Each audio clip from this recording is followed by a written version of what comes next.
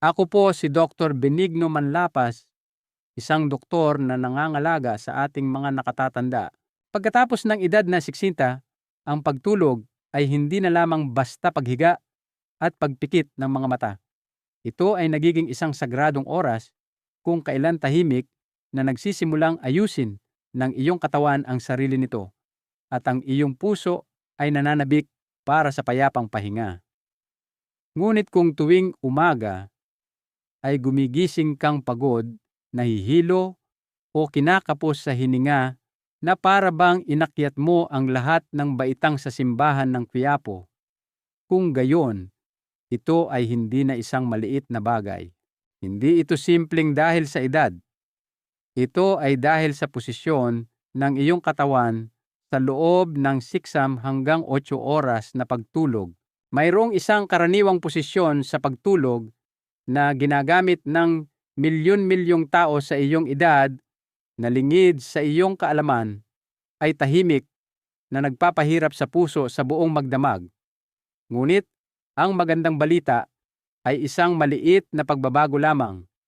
Ang pagtulog sa tamang direksyon at sa tamang postura ay maaaring magdulot ng isang nakakagulat na pagkakaiba.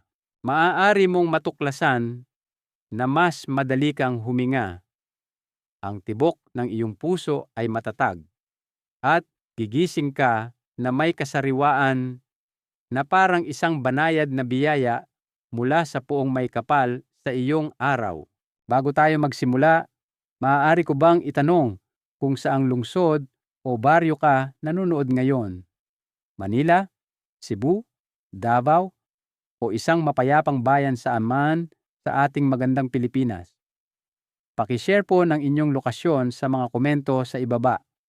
At kung sa tingin ninyo ay makakatulong ang video na ito, mangyaring mag-subscribe, i-on ang bell icon, at ibahagi ito sa isang taong kaedad ninyo. Dahil ang mabuting kalusugan ay isang regalong laging karapat-dapat na ipamahagi. Pagkatapos ng edad na 60, ang pagtulog ay hindi na lamang tungkol sa komportabling paghiga sa kama.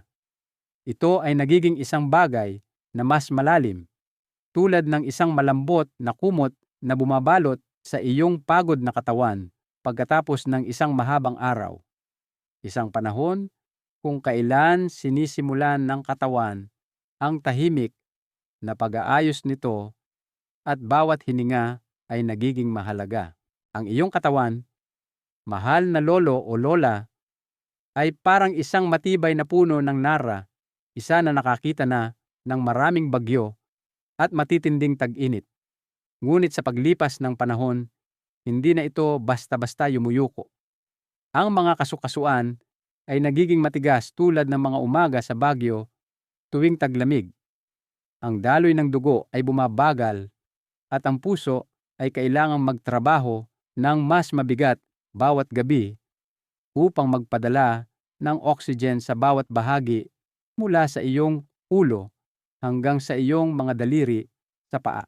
Ang mga posisyon sa pagtulog na komportable noong kabataan mo, tulad ng paghiga ng nakatihaya, nakadapa, o pag-ikot-ikot, ay maaaring tahimik na ngayong nagdaragdag sa iyong pagkapagod sa umaga. Maraming nakatatanda sa Bigan, Iloilo, o kahit sa maliliit na baryo malapit sa Maynila ang natutulog na umaasang maging mapayapa.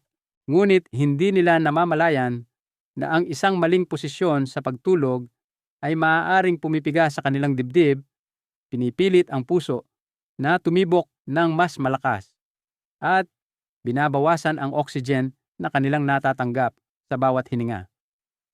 Ang tila hindi nakapipinsalang postura na iyon ay maaaring nagpapahirap sa iyong puso sa loob ng 6 hanggang 8 oras, tulad ng isang sasakyang walang tigil na nagmamaneho sa buong gabi ng walang pahinga o gasolina. At habang tayo ay tumatanda, ang katawan ay nagiging hindi na gaanong nababaluktot. Ang gulugod ay tumitigas. Ang mga baga ay hindi lubusang lumalawak at ang sirkulasyon ng dugo sa mga braso at binti ay maaaring mabara kung masyadong matagal na naiipit sa isang posisyon. Ang ilang mga postura ay maaaring pumiga pa sa iyong mga ugat, magdulot ng mababaw na paghinga o mag-trigger ng acid reflux na hindi nagbibigay ng pahinga sa iyong puso kahit na ang natitirang bahagi ng iyong katawan ay natutulog. Kapag ang mga bagay na ito ay nangyayari gabi-gabi, hindi ito napapansin ng iyong katawan. Dahan-dahan, ito ay naiipon, nagpapataas ng iyong presyon ng dugo, nakakagambala sa tibok ng iyong puso, at sa paglipas ng panahon, nagpapataas ng panganib ng pagpalya ng puso. Maaaring wala ka pang nararamdaman. Maaari mo pa ngang isipin, pero maayos naman ang tulog ko. Ngunit binibilang ng katawan ang bawat pagbaba ng oxygen, bawat gabing nahirapan ang iyong puso. At isang araw, ang mga bagay na ito ay lalabas sa kung gaano kakadaling mapagod, kung gaano katatag ang iyong mga hakbang, o kung paano ka kinakapos sa hininga kahit pagkatapos ng maliliit na gawain. Kaya naman pagkatapos ng isanti, napakahalaga kung paano ka natutulog. Ito ang iyong paraan ng pagprotekta sa iyong puso, pagpapanatiling bukas ng mga baga, at pagbibigay daan sa iyong katawan na tunay na makabawi, tulad ng pagkatapos ng isang payapang pagsisimba sa madaling araw. Dahil kung hindi tayo gagawa ng maliliit na pagbabago ngayon, ang mga kahihinatnan ay hindi lamang mananatili sa mga panaginip. Lalabas ang mga ito sa bawat hininga mo, sa lakas ng iyong paglakad, at sa ritmo ng iyong puso tuwing umaga. Ang pinakapanganib na posisyon sa pagtulog. Pagkatapos ng X2, ang pagtulog ng nakatihaya. Sa edad na iksan pataas, maraming nakatatanda ang nananatili pa rin sa mga nakagawian nilang pagtulog noong kanilang kabataan. Nakahiga ng patag sa kanilang likod na may mga kamay na marahang nakapatong sa tiyan. Ang ulo ay bahagyang nakaangat tulad ng hindi mabilang na payapang gabi na ginugol sa isang lumang papag na yari sa kawayan sa ilalim ng malambot na kumot na may pagmamahal na tinahi ng kanilang ina. Ngunit may isang bagay na hindi alam ng maraming nakatatanda mula kay Lolo Jose sa Pampanga hanggang kay Lola Maria sa Cebu, na ang posisyong ito ng pagtulog ng nakatihaya na tila hindi nakakapinsala ay tahimik na nagpapahirap sa puso at baga bawat gabi. Kapag natutulog ka ng nakatihaya, hinihila ng gravity ang dila at ang malambot na tissue sa likod ng lalamunan papababa na nagpapakipot sa iyong daanan ng hangin. Binabawasan nito ang maayos na daloy ng hininga tulad ng tubig na nababarahan sa loob ng isang tubo at nagiging sanhi ng isang kondisyon na kilala bilang sleep apnea. At ang sleep apnea ay hindi lang tungkol sa paghilik. Ito ay isang mapanganib na pagkagambala ng oxygen na umaabot sa iyong mga baga. Sa bawat pagbaba ng oxygen, ang iyong puso ay nagsisimulang bumilis para makabawi. Ang iyong presyo ng dugo ay tumataas, tulad ng pag-akyat sa bundok ng Antipolo nang hindi humihinto upang huminga. Ang mga tahimik na paggagambalang ito ay nangyayari ng 12 ng beses bawat gabi, kahit na sa tingin mo ay mahimbing kang natutulog. Sa bawat pagkakataon, ang nervous system ay nagtitrigger ng isang stress response, naglalabas ng adrenaline at ginagawang irregular ang tibok ng iyong puso. Sa paglipas ng panahon, ang mga tahimik na bagyong ito ay naglalagay ng napakalaking presyon sa puso na humahantong sa mataas na presyon ng dugo, pinalaki na puso, mga kaguluhan sa ritmo, at sa ilang mga kaso, kahit na pinapataas ang panganib ng stroke habang natutulog. Para sa mga nakatatandang tulad mo na may natural na mas mahinang mga baga, mas matigas na mga ugat, at isang pusong mas mabagal makabawi, ang epekto ng kakulangan sa oxygen ay mas seryoso pa. Ipinakita ng ilang pag-aaral sa medisina sa Pilipinas na ang mga matatandang may hindi ginagamot na sleep apnea ay may mataas na panganib ng atrial fibrillation, isang mapanganib na uri ng hindi regular na tibok ng puso na maaaring humantong sa pamumuo ng dugo o pagpalyan ng puso. At hindi lang iyon, ang pagtulog ng nakatihaya ay maaari ring mag-trigger ng acid reflux, lalo na pagkatapos ng isang mabigat na hapunan na may maanghang na adobo o sinigang. Ang mga acidic na katas ay umaakyat patungo sa lalamunan na nagdudulot ng heartburn, iritasyon sa lalamunan, at nababagabag na pagtulog na lalong nagpapahirap sa iyong puso. Kaya kung madalas kang gumising na pagod kahit pagkatapos matulog ng 6 o 8 oras, o napapansin mo ang tuyong bibig o namamagang lalamunan, mabigat na tibok ng puso, o kung ang apo mong si Miguel ay magsabi sa iyo na, "Lolo, kakaiba po ang paghinga ninyo kagabi." Kung gayon ang issue ay maaaring hindi ang iyong edad. Maaaring ito ay ang iyong posisyon sa pagtulog. At narito ang magandang balita. Hindi mo kailangan ng gamot. Hindi mo kailangan ng mga makina. Hindi mo man lang kailangang bumisita sa ospital. Sa pamamagitan lamang ng pagbabago ng paraan ng iyong paghiga sa gabi, maaari mong bawasan ang pasanin sa iyong puso, panatilihing maayos ang iyong paghinga, at bigyan ang iyong katawan ng pagkakataong tunay na gumaling bawat isang gabi. Ang pinakamahusay na posisyon sa pagtulog para sa puso ng isang senior, ang pagtulog na nakatagilid sa kaliwa. Kung nalaman mo na ang pagtulog ng nakatihaya ay maaaring tahimik na nagpapagod sa iyong puso bawat gabi, ngayon ay nais kong ibahagi ang isang bagay na kabaliktaran. Isang posisyon sa pagtulog na maaaring maprotektahan ang iyong puso, tulungan kang matulog ng mas mahimbing at hayaan kang gumising na magaan at sariwa ang pakiramdam, tulad ng isang paglalakad sa umaga sa dalampasigan ng Manila Bay. Mukhang simple, matulog na nakatagilid sa iyong kaliwang bahagi. Ngayon, maaaring isipin ng ilan na ito ay isang bahagyang pagtagilid lamang. Gaano kalaki ang pagkakaiba na magagawa nito? Ngunit ang katotohanan ay kapag natutulog ka sa iyong kaliwang bahagi, ang iyong puso ay nakaposisyon ng bahagyang mas mataas kaysa sa ibang mga organo na nagpapahintulot sa dugo na dumaloy ng mas malaya. Ang gravity ay nagiging iyong katulong, hindi na isang pabigat tulad ng kapag natutulog ka ng nakatihaya.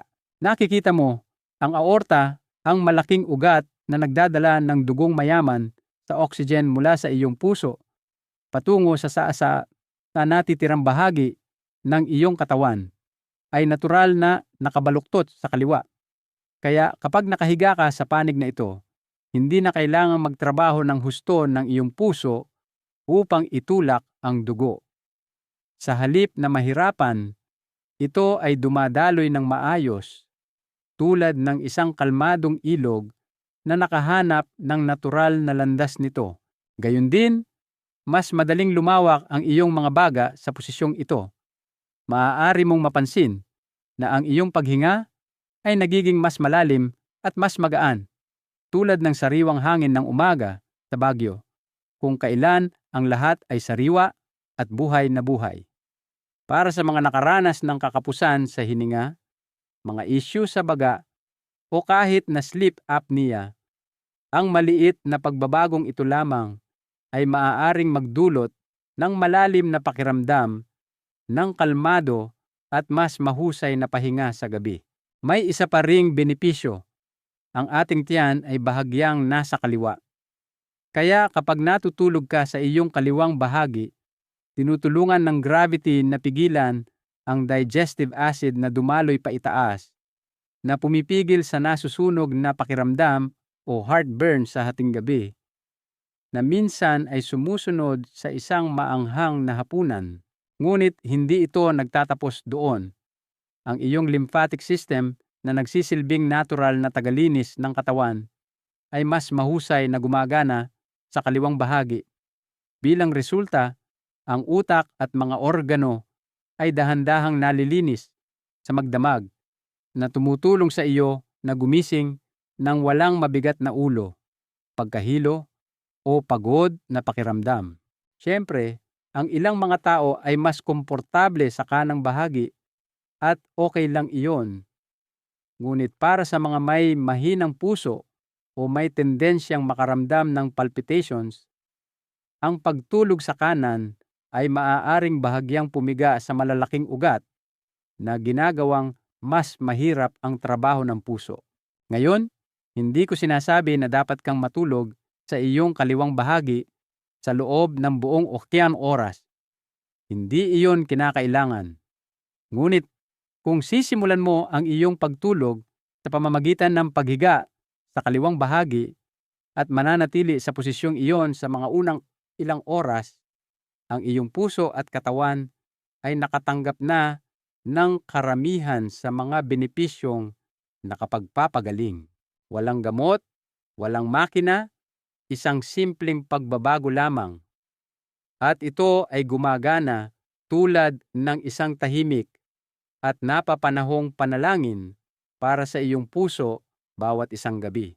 Paano tulungan ang iyong katawan na masanay sa pagtulog sa kaliwang bahagi? Isang banayad na pagsasanay. Kung ikaw o ang iyong asawa ay gumugol ng mga dekada sa pagtulog ng nakatihaya o nakadapa mula sa mga unang araw ng mga kutsyon na tinahi ng kamay hanggang sa mga spring bed ngayon, ang paglipat sa kaliwang bahagi ay maaaring sa una ay kakaiba, hindi pamilyar, o kahit na medyo hindi komportable. Ngunit tulad ng pag-aaral na huminga ng mahinahon habang nagdarasal, ang iyong katawan ay maaari ring matuto at umangkop kung gagabayan ng may kahinahunan at pag-aalaga. Nagsisimula ang lahat sa una na iyong pinagpapahingahan ng ulo bawat gabi. Maraming tao ang nahihirapang matulog ng nakatagilid, hindi dahil ayaw nila ito, kundi dahil gumagamit sila ng maling unan. Kung ang unan ay masyadong mababa, ang leeg ay nakalaylay. Kung ito ay masyadong mataas, ang balikat ay sumasakit, ang leeg ay napipilipit, at maaari kang magising na may pangingilig sa mga braso o paninigas ng leeg. Ang pinakamahusay ay isang unan na may katamtamang taas. Hindi masyadong malambot, hindi masyadong matigas, na may sapat na suporta sa ilalim ng leeg. Kapag ang ulo, leeg, at balikat ay maayos na nakahanay, ang buong pagtulog ay mas maayos. Parang nagpapahinga sa isang duyan sa isang bakuran sa probinsya tuwing hapon. Tungkol naman sa katawan, upang maiwasan ang paggulong pabalik sa iyong lumang posisyon, subukang yakapin ang isang mahabang body pillow o maglagay ng isang maliit na unan sa pagitan ng iyong mga tuhod. Nakakatulong ito na panatilihing nakahanay ang mga balakang, binabawasan ang pilay sa ibabang likod, at nagbibigay sa buong katawan ng isang pakiramdam ng kalmadong katatagan. Kung may tendensya ka pa ring gumulong sa iyong likod habang natutulog, narito ang isang simpleng tip. I-roll up ang isang tuwalya o gumamit ng isang maliit na unan sa likod mo. Ito ay nagsisilbing isang malambot na pader. Dahan-dahang pinipigilan ang iyong katawan na umikot nang hindi ka ginigising. Ang ilang mga nakatatanda sa Batangas ay nagtatahi pa nga ng maliliit na bola ng tela sa likod ng kanilang pantulog na marahang nagpapaalala sa katawan na iwasang umikot. Hindi masakit, isang malambot na siko lamang sa gitna ng gabi. Ngayon, kung ikaw ay sanay na matulog ng nakadapa, ang pagbaling sa kaliwa ay maaaring parang nakalutang sa hangin. Sa ganitong mga kaso, ang pagyakap sa isang maliit na unan sa harap ng iyong dibdib ay maaaring mag-alok ng isang nakakaginhawang pakiramdam ng bigat, tulad ng pagpapatong ng iyong katawan sa isang mainit na kumot sa panahon ng malamig na gabi ng Disyembre. Hinahayaan ka nitong manatili sa iyong tagiliran habang mayroon pa ring pamilyar na presyon nang hindi napipilipit ang iyong leeg o napipiga ang iyong dibdib. At narito ang isang mahalagang bagay. Subukang simulan ang iyong gabi sa pamamagitan ng pagtulog sa iyong kaliwang bahagi sa unang 2 hanggang 3 oras, dahil iyon ang panahon na ang katawan ay pumapasok sa pinakamalalim na yugto ng paggaling nito, tulad ng mga unang oras ng umaga kapag ang isang tao ay nagdarasal. Kahit na magbago ka ng posisyon mamaya, natanggap na ng iyong katawan ang karamihan sa mga benepisyo. Upang matulungan ang iyong katawan na masanay sa ugaling ito, maaari kang lumikha ng isang maliit na ritual sa gabi. Humiga sa iyong kaliwa habang nakikinig sa isang marahang himibig ng kundiman, nagbabasa ng mga talata mula sa banal na aklat, o simpleng ipikiit ang iyong mga mata at huminga ng malalim ng 3 beses. Sa paglipas ng panahon, makikilala ng iyong katawan ang posisyong ito bilang ligtas at pamilyar. At sa loob ng ilang linggo, ito ay magiging iyong natural na kilos. Ang magandang balita ay nasa 60s, 70s, o kahit 80s ka man, ang iyong utak ay kahangahangang madaling umangkop. Sa bawat oras na magising ka sa gitna ng gabi, na karaniwan sa mas matandang edad, ito ay isang banayad na pagkakataon upang bumalik sa kaliwang bahagi. Walang pressure, walang puwersa, tanging tuloy-tuloy na pasensya, tulad ng pagdidilig ng isang halaman na sampagita sa iyong bakuran. At sa lalong madaling panahon, ang pagtulog sa kaliwa ay magiging iyong tapat na kasama sa gabi, tahimik na sumusuporta sa iyong puso upang magpahinga ng malalim at gumaling bawat gabi. Pagpapagaling ng iyong puso habang natutulog, isang basong gatas, at ang tamang posisyon sa pagtulog, ang paghiga sa iyong kaliwang bahagi bago matulog.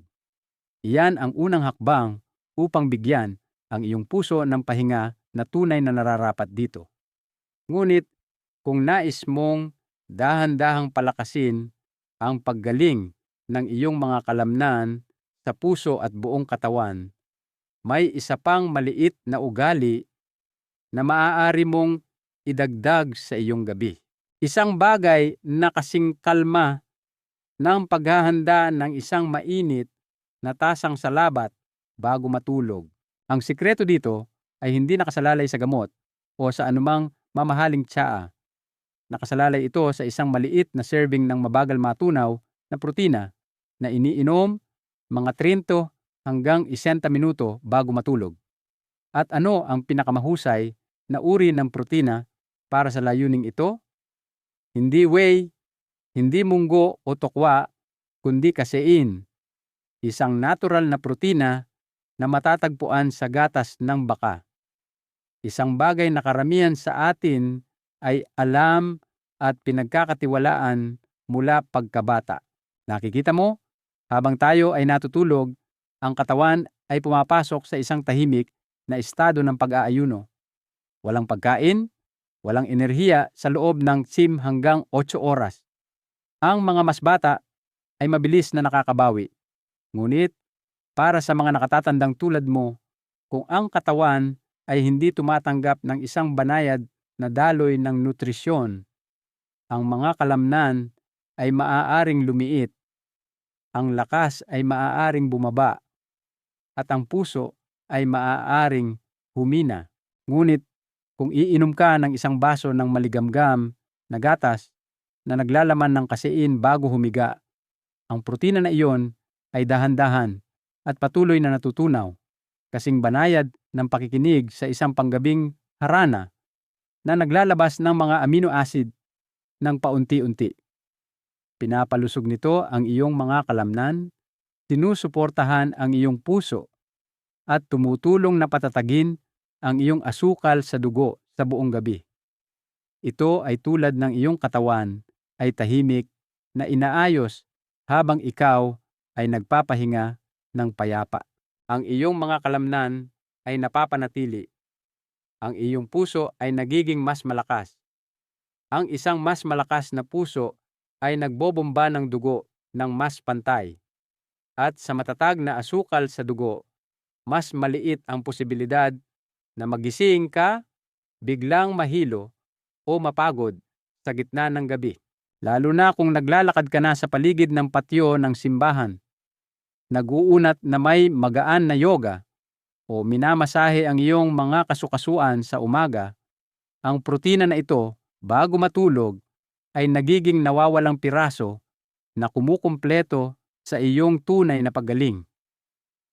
Hindi mo kailangang kumain ng marami. Isang maliit na baso lamang ng maligamgam na gatas ng baka o isang maliit na mangkok ng kesong puti o simpleng yogurt na walang asukal ay higit pa sa sapat. Kung mas gusto mo ang casein powder, maaari mo itong ihalo sa simpleng tubig o unsweetened almond milk hanggat naglalayon ka ng humigit kumulang 30 hanggang 40 gramo ng protina at mga 2.5 gramo ng leucine, isang nutrient na mahalaga para sa pagbuo ng kalamnan. Ito ay hindi isang mabilis na trick. Ito ay isang paraan ng pamumuhay. Pamumuhay ng may kamalayan, paggaling ng may intensyon, hindi lamang pinapanood ang iyong kalusugan na dahan-dahang bumabagsak. Kung susundin mo ang kasanayang ito nang may pasensya bawat gabi, tulad ng pagsisindi mo ng isang maliit na gasera sa harap ng altar ng pamilya, pagkatapos sa loob lamang ng ilang linggo, mararamdaman mo ang isang banayad na pagbabago sa loob mo. Gigising ka na may mas kaunting paninigas sa iyong mga tuhod. Ang iyong mga hakbang ay magiging mas kumpiyansa. At higit sa lahat, ang iyong puso ay titibok ng malakas at matatag tulad ng ritmo ng tambol tuwing Pasko. Ang iyong katawan ay tahimik na gumagaling. At narito kung paano mo malalaman. Kapag sinimulan mong matulog sa iyong kaliwang bahagi bawat gabi at regular na umiinom ng isang maligamgam na baso ng gatas na mayaman sa casein protein bago matulog, maaari mong itanong sa iyong sarili, talaga bang gumagaling ang aking katawan mula sa loob? Ang sagot ay oo, ngunit ang paggaling ay hindi kailanman sumisigaw. Ito ay dumarating ng marahan, tulad ng malambot na halimuyak ng mga dahon ng sampagita sa maagang umaga. At kung bibigyan mo ng pansin, ang iyong katawan ay mag-iiwan ng mga palatandaan. Tahimik, mapagmahal na mga palatandaan, halos tulad ng isang pasasalamat sa pangangalaga na sinimulan mong ibigay dito. Ang unang senyales ay madalas kung ano ang nararamdaman mo kapag iminulat mo ang iyong mga mata sa umaga. Hindi lang, sapat ba ang tulog ko? Kundi, gaano kadali akong makaupo ngayon? Napansin mo na ba na nakakabangon ka sa kama nang hindi kailangang kumapit sa gilid ng iyong lumang kama? Mas magaan ba ang pakiramdam ng iyong mga binti?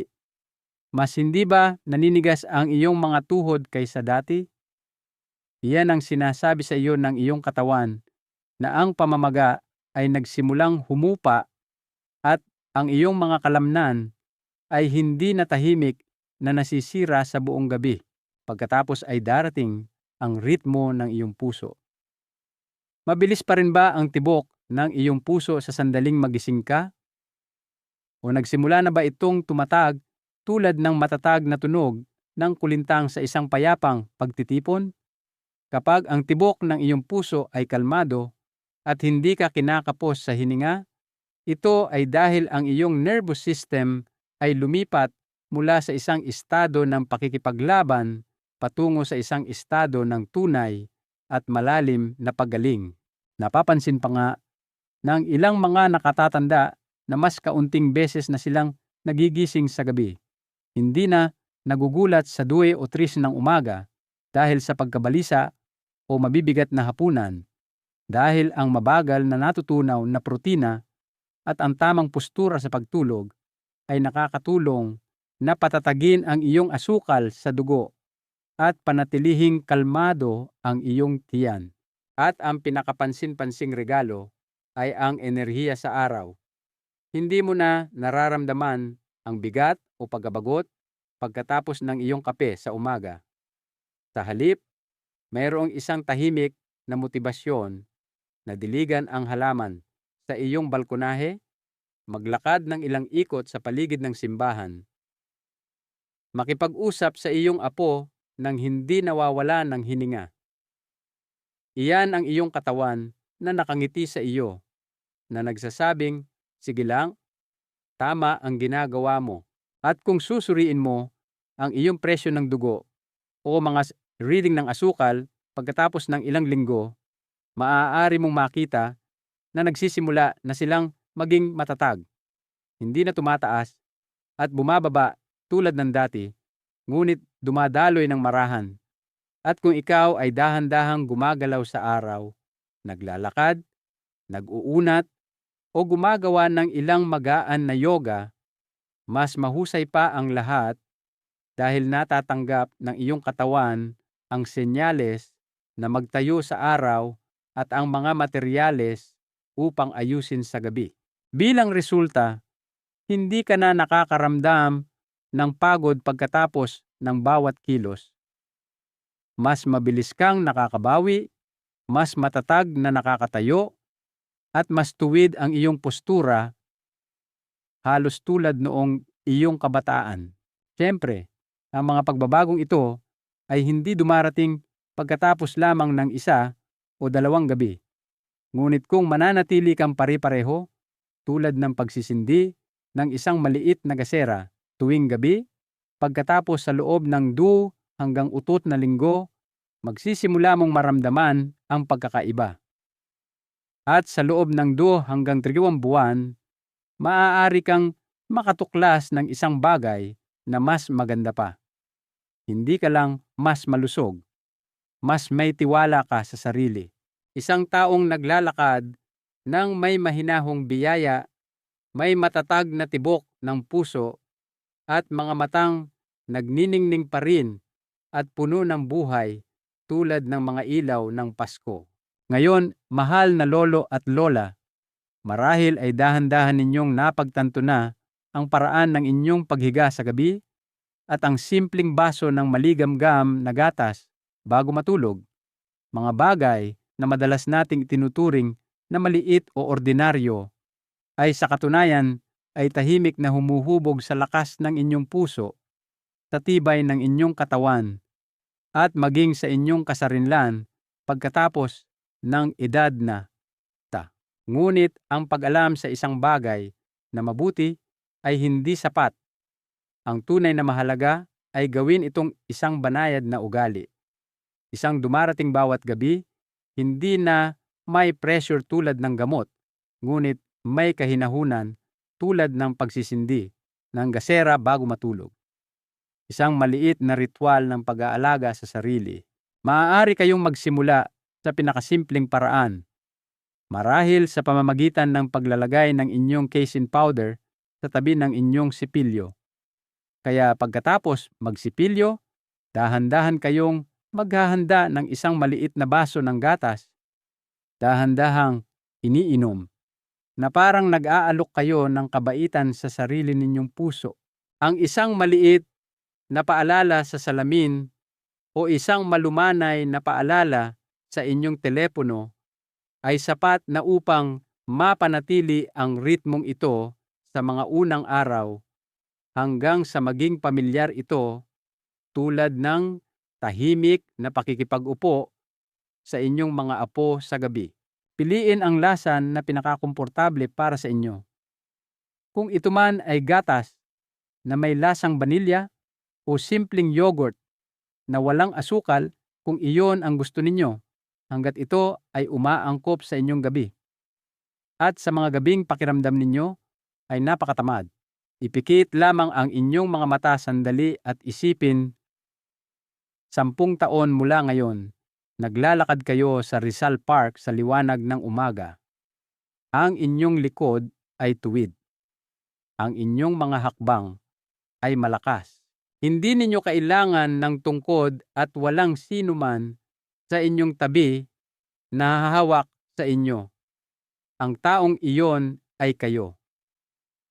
Kung sisimulan ninyo ngayong gabi at uulitin ito bukas at muli sa susunod na araw, isang maliit na kilos sa bawat pagkakataon. Dahil ang mabuhay ng matagal ay hindi sapat. Ang mabuhay ng malakas, aktibo, at may kagalakan, iyan ang tunay na gusto nating protektahan para sa ating sarili at para sa ating mga anak. At hindi pa huli ang lahat para magsimula. Ang kailangan lang ay isang malambot na unan, isang maligamgam na baso ng gatas, at isang pusong naniniwala pa rin sa paggaling. Kaya kung susubukan ninyo ngayong gabi, dahan-dahang humiga sa inyong kaliwang bahagi, ipikit ang inyong mga mata, at damhin ang lalim ng inyong hininga.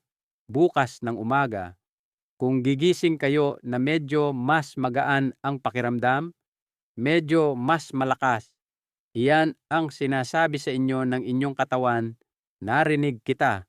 Ang mahalagang aral dito ay ang mga pinakasimpleng gawain sa ating buhay, tulad ng paraan ng ating pagtulog, ay may malaking kapangyarihang magpagaling.